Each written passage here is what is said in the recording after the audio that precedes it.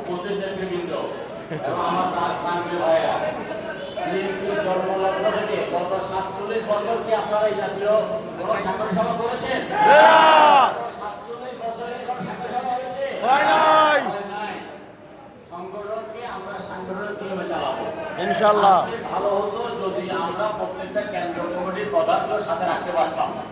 আজকে ভালো হতো আমরা যদি ইউনিয়নের বেশ কিছু ত্যাগী এবং পশু পরিচিত ব্যক্তিত্ব সাথে রাখতে পারতাম। আমরা মিটিংটা দেখেছি, সেই সময় আমার মাথার মধ্যে ছিল যে আমরা 500 থেকে 550 দিচ্ছি, আমরা এখানে সস্তা করতে পারবো না, হলটা ছোট। ইনশাআল্লাহ খুব দ্রুততার সাথে এই হল ভেঙে 1000-1200 লোকের একটা হল আজকে আমাদের মধ্যে একটা ফলাফল পর্যায়ে হয়েছে। আমরা যেভাবে আশা করেছিলাম সেভাবে আমরা কাঙ্ক্ষিত ফল পাই নাই। নির্বাচনের দিন আমি অনেক কেন্দ্রে গিয়ে অনেক দায়িত্বশীল লোককে পাই নাই।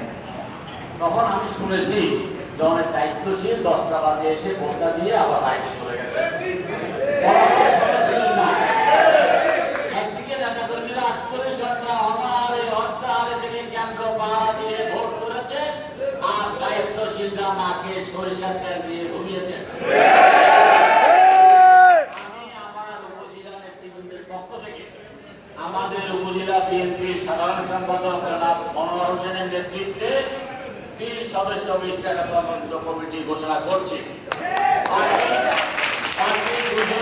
আমাদের 2 জন সাংগঠনিক সম্পাদক নজরুল ইসলাম পিন্টু এবং আমাদের আবুল বাশার সতু। তাদের সময় 10 দিন। 10 দিনের মধ্যে যদি কেন্দ্র ভিত্তিক তদন্ত কমিটির রিপোর্ট জমা দেওয়া না হয়, 10 দিনের মাথায় দয়া করে আপনারা 3 জন আপনাদের পদত্যাগ পত্রটি সভাপতির কাছে পাঠিয়ে দেবেন, ঠিক আছে? এই তদন্ত কমিটির রিপোর্ট নিয়ে প্রত্যেকটা ইউনিয়নে প্রতি সপ্তাহে অন্তত 4টা সভা একসাথে করা হবে। শুক্রবার দিন সকালে একটা, বিকালে একটা, শনিবার দিন সকালে একটা, বিকালে একটা, রোববার দিন আবার আমি সংসদে চলে যাবো। সাংগঠনিক নিয়মে সংগঠনকে চালানোর ব্যাপারে আমি অঙ্গীকারবদ্ধ এবং আমার সেই সাংগঠনিক দক্ষতা ইনশাআল্লাহ আমাকে দিয়েছেন, আমি সেটা পালন করব। আমি 2টা কথা তার মধ্যে বলছি, এই 10 বা 15 দিনে দয়া করে কেউ মাদকের সাথে জড়িত হবেন না। আগামী নেতৃত্বে যারা আসতে চান তাদের উপস্থিতিতে যদি কোনো মাদক সেবী এবং মাদক বিক্রেতা থাকে তাকে নেতৃত্বের জন্য বিবেচনা করা হবে না।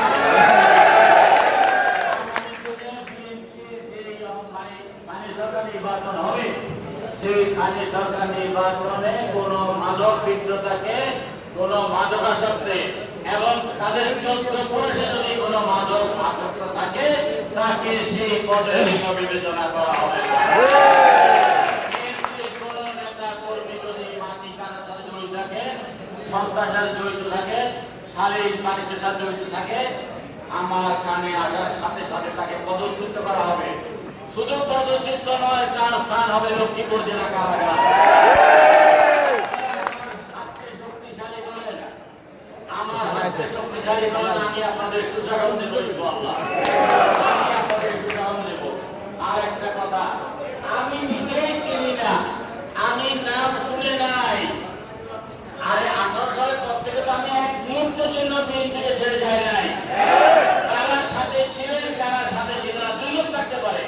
সবাইকে চিনি, কাউকে চিনি না। হঠাৎ করে এসে 7 বছর পরে মেয়র চাই, চেয়ারম্যান চাই, ওই চাওয়াটা আপনার মনের মধ্যে থাকবে, বাস্তবে লুকন করে ঠিক আছে। হতে চান, হতে পারবেন না, হতে পারবেন না। আমার ছবি ব্যবহার যাবে না। আপনারা ফেসবুকে দেখবেন, অমুকে দেখতে চাই সভাপতিকে মেয়র হিসাবে, কাউন্সিলর হিসাবে, মেম্বার হিসাবে। ওই ফেসবুকে দেখবেন, বাস্তবে আপনারা দেখবেন না, ঠিক আছে? আমার অনেক কথা বলার ছিল, অনেক কথা বলেন, কিন্তু সময়ের অভাবে আমার পক্ষে আর অনেক কথা তো গুছিয়ে বলতে হবে, তাই না? গুছিয়ে বলা, কিন্তু আমি আর যদি এরকম জানতাম, দেখেন আপনি একটা সাফল্যজনক ভাবে একটা সাংগঠনিক সভা হয়েছে, আপনারা বক্তব্য রেখেছেন আমরা শুনেছি। ভালো হতো যদি সকাল 10টা থেকে শুরু করতে পারতাম, ভবিষ্যতে এই জিনিসটা আমার মনে থাকবে।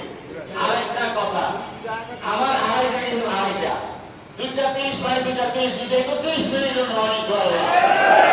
আমি কিন্তু 2:30 মিনিটে হাজির হয়েছি। যদি সেই সময় সভাটা করতে পারতাম তাহলে আজকে সবাই কথাটা মন খুলে শুনতে পারতাম, আরো অনেকে কথা শুনতে পারতাম। ভবিষ্যতে ইনশাআল্লাহ শুনবো।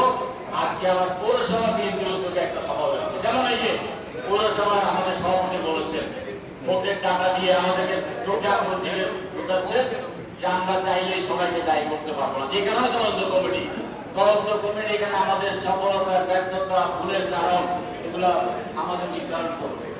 আমরা শুধু মসজিদে গিয়ে নামাজ পড়লে জামাতকে মোকাবিলা করা যাবে না। জামাত একটা খণ্ড প্রতারক একটা রাজনৈতিক দল। খণ্ড এবং প্রতারক রাজনৈতিক দলটি তাদের স্বার্থ হাসিলের জন্য যে কোনো প্রতারণা নিতে পারে। তারা সব লোকের শাসন কায়েমের কথা বলে যত অসৎ কাজ আছে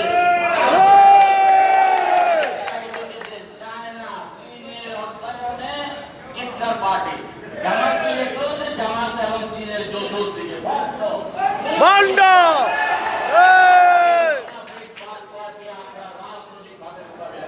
ইনশাআল্লাহ প্রত্যেকটা মসজিদের ব্যাপারে আপনারা সতর্ক থেকে দৃষ্টি দেখবেন। ইমাম সাহেব হলেন আমাদের সবাই ইমাম, তিনি সবাই নেতা।